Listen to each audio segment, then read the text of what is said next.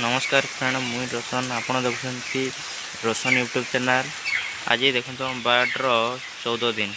आज राति 3टा वीक बाड़ मोटालिटी हुई और 14 दिन मैनेजमेंट आज्ञा देख आज टी वर्षा हो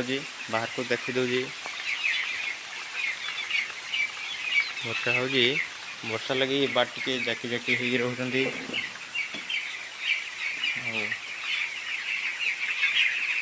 बाट केमती अच्छे मत कमेंट जनइबे। पाल दुई साइड फुटे फुटे दबा कथा जे मुझे एवं देदेवी वर्षाटा एवं जस्ट आसला जगला हो बाड़ को ठंडा पवन डायरेक्ट बाजवा था गदी देखिपे सकाल कम तो सब सरी 14 दिन है 6 दिन आम लगी किसी ना 21 दिन जाके लगे टोटाल लगभग एमती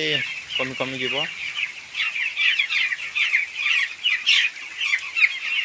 पाग कहला छुआर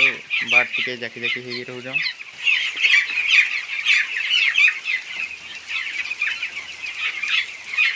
जगह आम कि ना 60% जगह दे दिया 60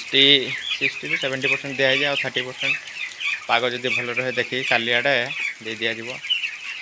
देखु से मुंडे जगह फाँका अच्छी